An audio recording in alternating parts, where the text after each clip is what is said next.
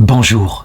Au cours de l'époque carolingienne, c'est-à-dire lorsque la dynastie de Charlemagne fut instituée et qu'elle essaya de recréer en Occident quelque chose qui ressemblait à l'ancien empire romain d'Occident, écroulé en 476, il y eut un événement fondamental qui divisa l'humanité en deux, la querelle du filioque.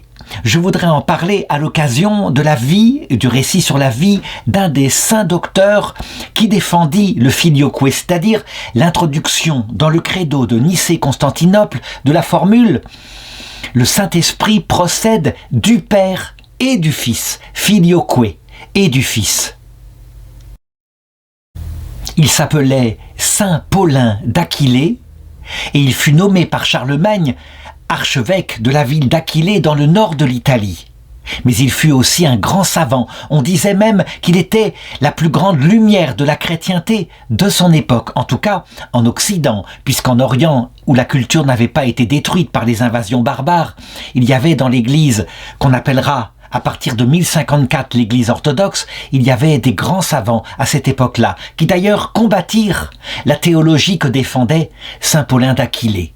Donc, je vais raconter sa vie et au cours de sa vie, je vais aborder les problèmes théologiques qu'il lui a soulevés et qui furent fondamentaux. D'abord, et comme c'est le cas pour cette période qui est le Moyen-Âge un peu de ténèbres, eh bien on ne sait pas exactement dans quelle ville est né Paulin. Mais il semblerait que c'est au nord de l'Italie, peut-être dans le royaume de Lombardie. La Lombardie, c'est-à-dire une région qui avait été conquise par une tribu germanique, une tribu qui longtemps avait été arienne et qui, à un moment donné, avait fini par accepter la foi commune, la foi catholique, la croyance dans la divinité du Christ. L'arianisme, il faut le savoir, eh bien, c'est une théologie qui lit l'Évangile en considérant que Jésus-Christ n'est pas vraiment Dieu, mais qu'il est un homme que Dieu a uni à lui, qu'il a envoyé en mission.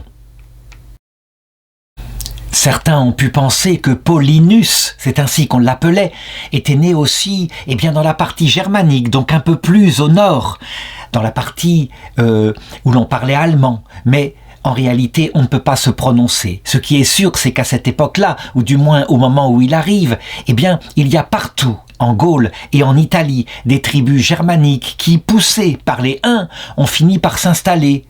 Que l'Empire romain est resté, en tout cas en partie, par la langue et par la culture. Il est probable aussi que Paulinus fut d'une famille assez riche qui lui donna une bonne culture. On ne peut pas imaginer qu'il ait été ainsi un grand savant de l'époque de Charlemagne sans avoir reçu l'enseignement qui était encore gardé justement dans cette région-là de l'Italie, qui était très en contact par la ville de Ravenne avec l'Empire romain d'Orient.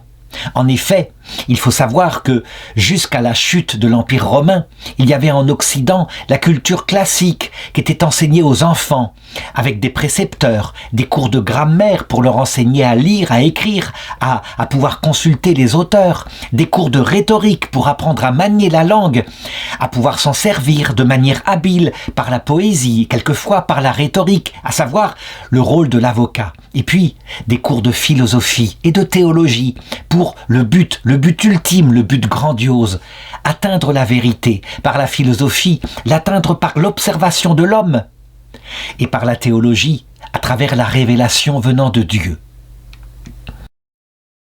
Il est donc très certain que Paulin se cultiva, qu'il se passionna pour les études, au point qu'il est cité à un moment donné. C'est même la première fois où son nom apparaît. Il a alors 46 ans, nous sommes vers 776.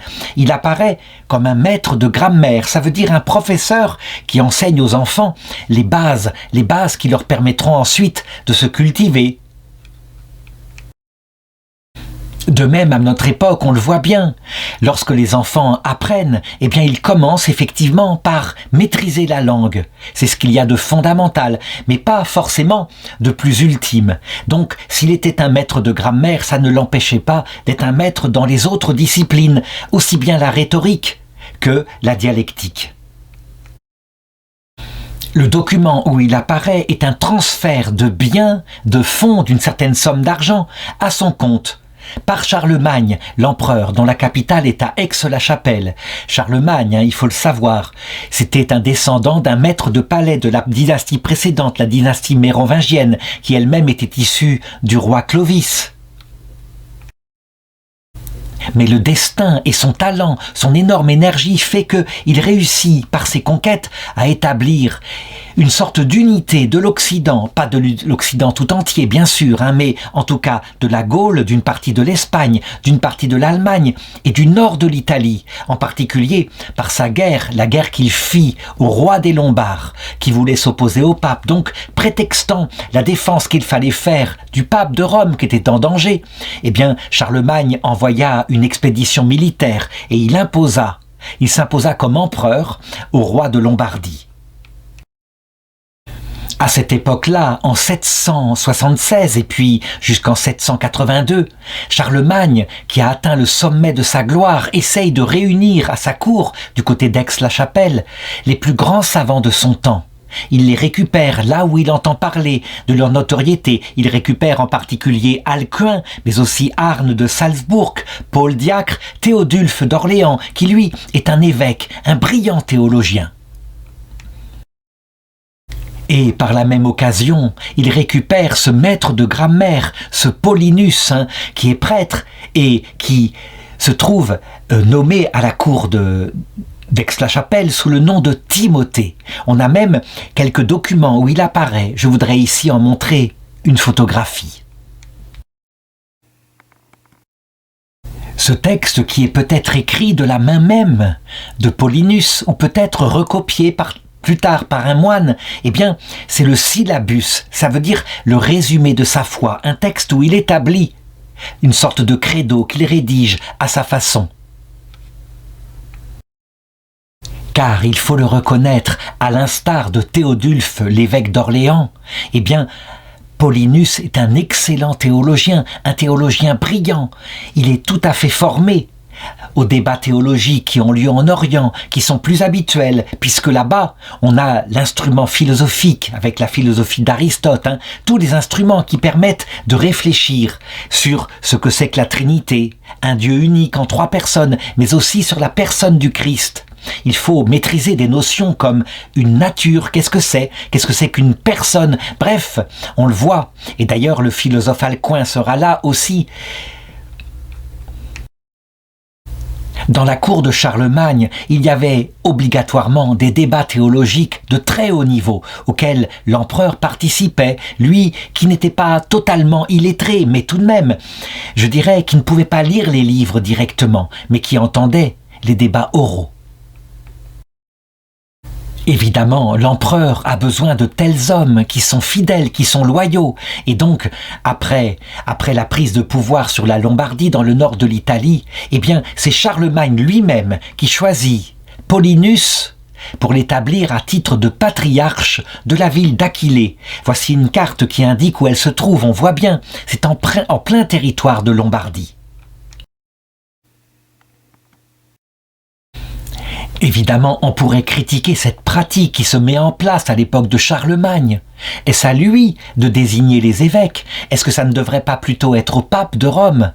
On peut dire que cette première, ou plutôt ce n'est pas la première, mais en tout cas ce comportement de Charlemagne aura des conséquences beaucoup plus tard, quand par exemple, l'Empire romain d'Occident, qui s'établira par Othon, par la suite, prétendra maintenir ce privilège et nommer lui-même les évêques, et même, pourquoi pas, être à la base de la nomination des papes. Finalement, c'était ce qui se passait aussi en Orient, où les empereurs avaient un rôle important pour la nomination du patriarche de Constantinople. Ce rapport entre le pouvoir de César et le pouvoir de l'évêque sera un conflit permanent dans le christianisme. Pourtant, les choses sont claires dans l'Évangile, Jésus l'avait dit. Rendez à César ce qui est à César, ce qui veut dire que le pouvoir civil s'occupe de la gestion des affaires civiles, et rendez à Dieu ce qui est à Dieu, ce qui devrait normalement dire que c'est au pape, et puis aux évêques du lieu, peut-être à la population aussi, de désigner les évêques. Bref, Charlemagne prend cette initiative, mais c'est une initiative magnifique parce qu'il va se révéler un évêque formidable.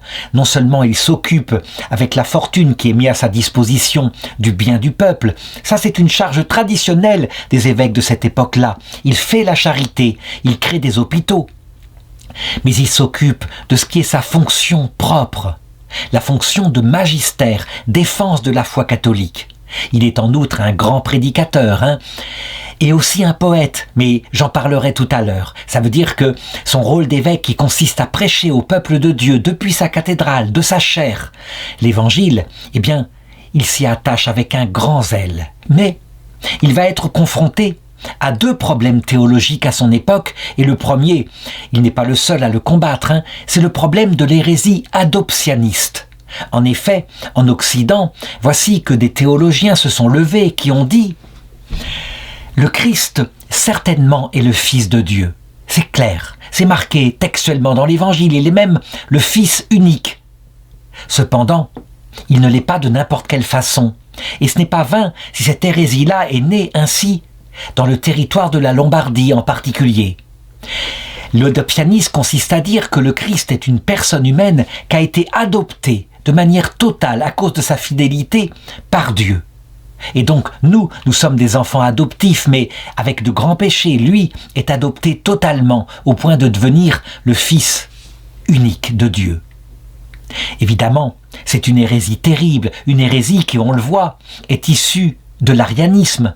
Si le Christ a d'abord été une personne humaine, ça veut dire qu'il n'est pas Dieu, que sa personnalité humaine, même s'il est adopté par Dieu, eh bien il se passe quelque chose qui n'est pas l'incarnation du Verbe éternel qui descend dans le ventre de la Vierge.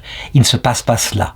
Donc c'est une hérésie très dangereuse qui aboutirait par une sorte de contournement subtil à en revenir à l'arianisme ancien. Alors, eh bien saint Paulin va combattre par ses écrits cette hérésie en montrant non, ce n'est pas ce qu'il se passe. Il faut revenir à la fidélité au concile œcuménique.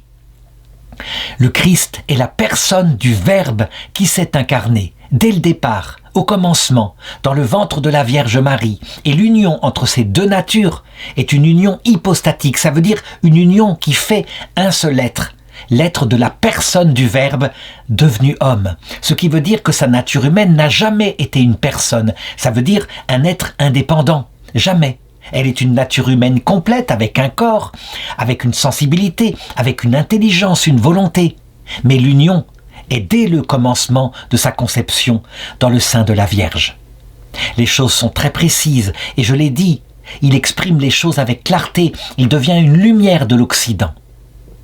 Cependant, voici que va arriver un deuxième problème, un problème qui là va avoir des conséquences assez terribles, mais peut-être, je le pense, comme un prétexte, peut-être parce que on ne s'est pas comporté, nous, latins, avec la délicatesse qu'il aurait fallu, le respect pour, je dirais, la sensibilité de la partie grecque de l'Église. C'est le problème du filioque.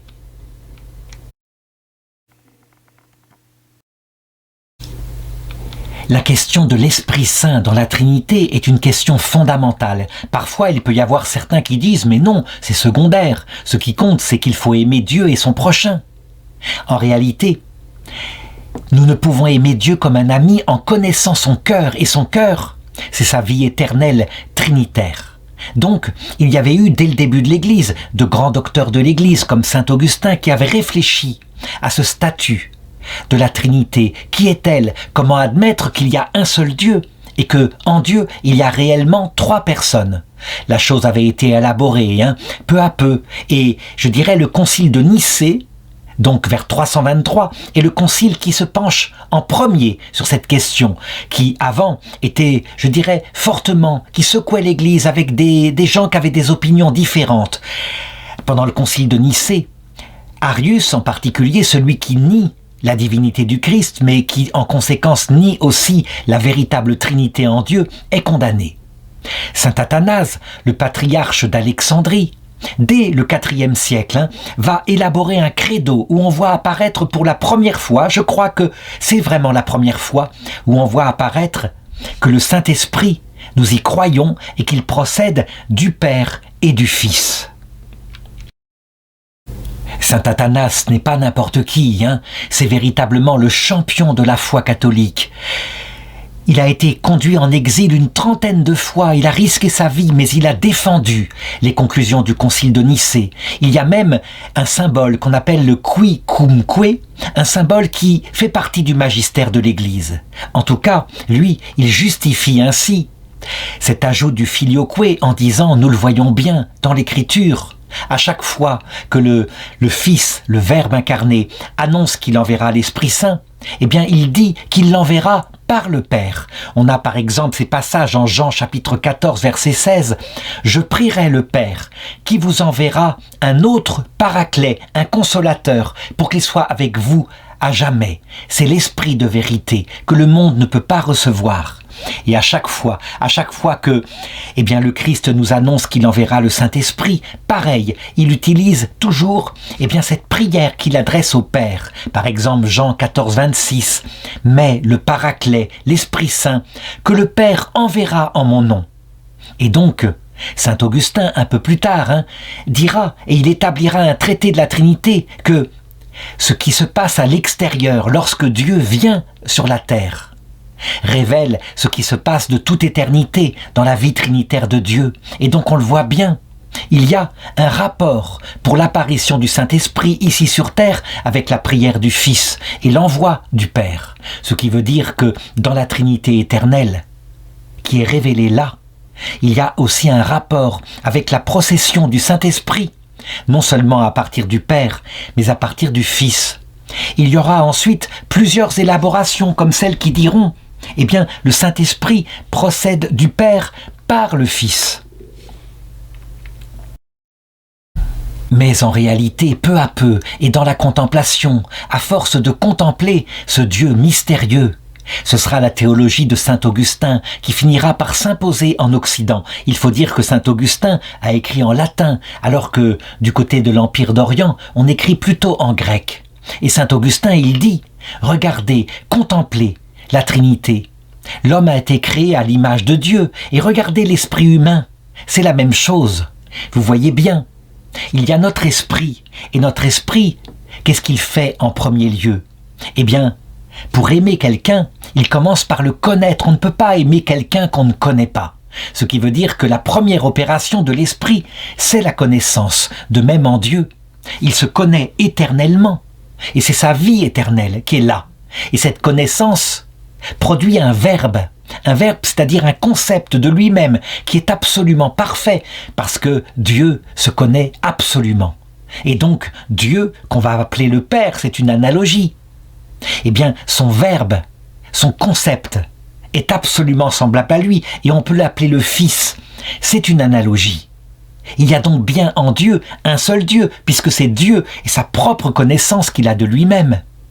Mais il y a bien deux personnes, puisque si l'on admet que Dieu est une personne libre, éternelle, infinie, et que son concept de lui-même est absolument semblable à lui, alors comme lui, il est une personne. Et maintenant, quand on considère qu'en Dieu, il y a bien le Père et le Fils, et que le Père, évidemment, va se mettre à aimer en premier celui qui est son Fils, comment pourrait-il être autrement? Son Fils est absolument semblable à lui, il est bon comme lui. Mais réciproquement, le Fils, il va aimer le Père. Et donc, on a le Saint-Esprit, qui est un amour réciproque en Dieu, entre le Père et le Fils. Et comme cet amour est infini, il possède la nature même de Dieu. Et donc ce Saint-Esprit est Dieu. Il est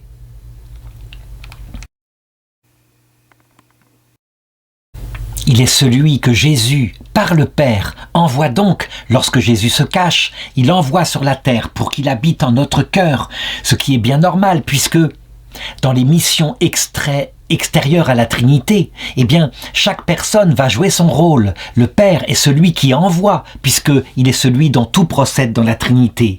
Le Fils, qui est devenu Jésus-Christ, est celui qui nous enseigne, qui nous explique tout cela. Ce qui est normal, puisqu'il est la connaissance que le Père a de lui-même.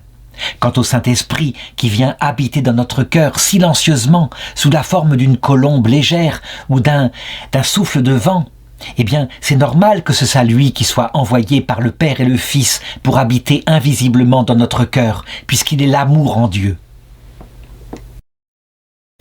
Cette méditation profonde, issue de saint Augustin et portée par des contemplatifs, va apparaître pour la première fois dans le Credo à l'époque de saint Léandre de Séville, le frère du grand théologien saint Isidore de Séville. En 589, il fait réciter dans sa cathédrale ce qui a été défini au troisième concile de Tolède et qui dit ceci à propos du Saint-Esprit: qui ex patre filioque procedit. Ça veut dire que le Saint-Esprit procède du Père et du Fils. On le voit, cette théologie se tient, et cette théologie effectivement permet de comprendre à quel point nous sommes, nous, à l'image de Dieu. C'est vrai. Mais la réalité, c'est que pour ajouter au credo quelque chose comme cela, on ne peut pas le faire de sa propre initiative. Il y a un minimum de respect par rapport, je dirais, à l'autorité des conciles qui ont toujours réfléchi de manière, synodale à ces histoires-là. Donc, à un moment donné, lorsque, à l'époque de Charlemagne, de grands théologiens dont j'ai parlé tout à l'heure, et en particulier lui, saint Paulin d'Aquilée, se disent que on pourrait peut-être maintenant, puisque c'est pratiqué, on pourrait peut-être maintenant, dans toute la région dominée par Charlemagne, réciter de cette manière-là le credo. Lorsque la chose arrive par des moines latins en Orient, à un moment donné dans une église, les Grecs se rendent compte que le credo de Nicée-Constantinople, qui est récité par des moines latins, ajoute le filioque. Cela fait un grand scandale. La chose est rapportée au patriarche de Constantinople. On hésite. On se dit en même temps qu'il ne faut pas se diviser, que l'Empire romain d'Orient est attaqué de plus en plus par cette religion de type arienne qu'est l'islam. Qu'il faut absolument réunir les forces pour se battre par rapport à cette nouvelle religion qui se sert de la guerre pour se répandre. On voit, on en est là, mais chez les moines, chez les contemplatifs, on ne veut pas mêler à ces affaires politiques quelque chose qui est de l'ordre de la foi. On veut pouvoir en discuter indépendamment. D'ailleurs, il y a eu la même polémique à propos du débat sur les images. Et quand le patriarche Thérèse, à l'époque de l'iconoclasme, lorsque les conciles en Orient vont définir à un moment donné qu'il faut détruire les images, qu'on n'a pas le droit de représenter Dieu, ni un saint quelconque, qu'il faut suivre les commandements de Moïse, et que le patriarche Thérèse, avec l'impératrice Irène, réussira à faire passer ce qui est la vraie foi, la foi orthodoxe, lors d'un concile, et donc que les images, au contraire, doivent être respectées. Le patriarche Thérèse émettra, lui, saint Thérèse, un credo, où il est dit que le Saint-Esprit procède du Père par le Fils. Que va-t-il se passer ? Là, on pourrait dire, on atteint à quelque chose qui finalement permettrait de réconcilier les parties occidentales de l'Église et les parties orientales. Il y aura des théologiens en Occident qui diront que le patriarche Thérèse est hérétique parce qu'il ne dit pas que le Saint-Esprit procède du Père et du Fils, mais du Père par le Fils. Que fera le pape de Rome, le pape Adrien ? Lui, il voit bien qu'il faut défendre le patriarche Thérèse, c'est bien évident. Et effectivement, qu'il faudrait réunir un concile pour réfléchir à ces problèmes-là. Le problème devient véritablement prégnant au point qu'il faut le traiter dès 807, comme je l'ai dit tout à l'heure, quand des moines du couvent du Mont des Oliviers, des moines latins à Jérusalem, sont repérés par des moines grecs comme récitant le filioque. Et du coup, il y a plainte. Et les moines latins font appel au pape de Rome. Et le pape de Rome, il demande à des théologiens de se pencher sur cette question-là. Le pape de Rome, qui à l'époque est très dépendant de Charlemagne, l'empereur, n'hésite pas à envoyer à Charlemagne la lettre venant d'Orient avec la plainte. et de demander à Charlemagne de réunir une sorte de commission avec les meilleurs théologiens qui sont à sa cour pour y réfléchir. Et ces théologiens, je l'ai dit, il y a donc Théodulphe, l'évêque d'Orléans, il y a Smaragde, l'abbé de Saint-Mihiel et de Arnes, l'archevêque de Salzbourg, et puis il y a bien sûr Paulin, l'archevêque d'Aquilée. Et donc ils vont devoir se réunir, réfléchir. Saint Paulin, évêque d'Aquilée, va défendre de manière incroyablement précise le filioque. Tous les théologiens qui sont réunis à la cour de Charlemagne concluent à la validité du filioque.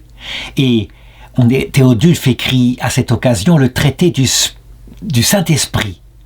Charlemagne, quant à lui, qui voudrait réunifier la foi, qui voudrait jouer son rôle, comme l'avaient fait les empereurs d'Orient au moment des grands conciles sur la Trinité, décide de réunir à Aix-la-Chapelle en 809 un concile. Mais un concile qui n'est pas un vrai concile œcuménique, il n'y a pas de délégué de l'Orient.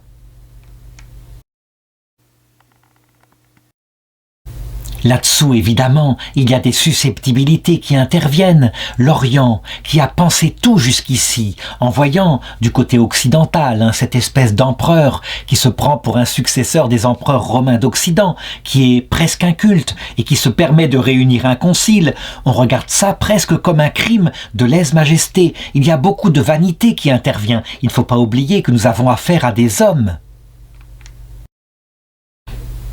Durant le concile d'Aix-la-Chapelle, évidemment, le filioque est accepté totalement. Et donc, les conclusions de ce concile sont remises au pape, qui s'appelle Léon III. Et Léon III lui-même déclare parfaitement orthodoxe la doctrine du filioque. Mais, il est intelligent, il sait bien ce qui se passe en Orient. Et donc, il désapprouve l'insertion du filioque dans le credo de Nicée-Constantinople de 381. Il le dit, il ne faut pas blesser la susceptibilité orientale, on ne peut pas procéder ainsi. Voulant préserver l'unité de l'Église, lorsqu'à un moment donné, il fait placer dans l'église Saint-Pierre de Rome au Vatican 2 grandes plaques en argent qui sont gravées avec le texte en grec et en latin du credo de Nicée-Constantinople, il ne fait marquer ni dans le texte latin ni dans le texte grec la mention du filioque. Le pape, on le voit, il a raison. Il faut procéder autrement. Et pourtant, en Occident, malgré cette diplomatie pontificale, on continue dans les églises, partout, de réciter le credo de Nicée-Constantinople avec l'ajout du filioque. Ce qui fait que peu à peu, puisque ça passe ainsi dans la liturgie, ça finit par passer dans la foi. Et à un moment donné, à peu près 2 siècles plus tard, voici que le pape, par un décret, va admettre que le filioque fait partie de la foi catholique. En réaction, du côté de l'Orient, il y aura un 4e concile de Constantinople qui se réunira entre 879 et 880, qui, lui, condamnera le filioque. Mais lorsqu'on y réfléchit bien, c'est plus pour des raisons de susceptibilité que pour des raisons de foi. Évidemment, après ça, les théologiens orthodoxes ont décidé de développer de manière extraordinairement subtile des arguments théologiques pour dire que c'est une hérésie de dire que le Saint-Esprit procède du Père et du Fils. Et comme on le voit, souvent, cette rupture qui aboutira en 1054 au schisme entre l'Orient et l'Occident, c'était plutôt des gens qui voulaient avoir raison.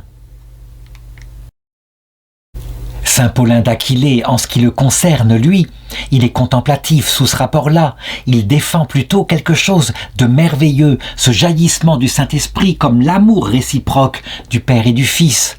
Et il le voit bien, il le dit, on voit une image qui est ainsi visible dans le couple marié, où effectivement, c'est l'amour réciproque. C'est de l'amour réciproque des deux que procède l'enfant. Évidemment, il y a là une analogie métaphorique, bien sûr, mais qui pour lui parle de quelque chose qui se passe en Dieu.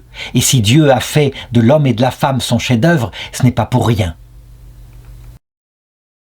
Saint Paulin d'Aquilée ne peut pas être conscient des conséquences qu'aura ainsi sa défense du filioque avec les autres théologiens qui travaillent avec lui.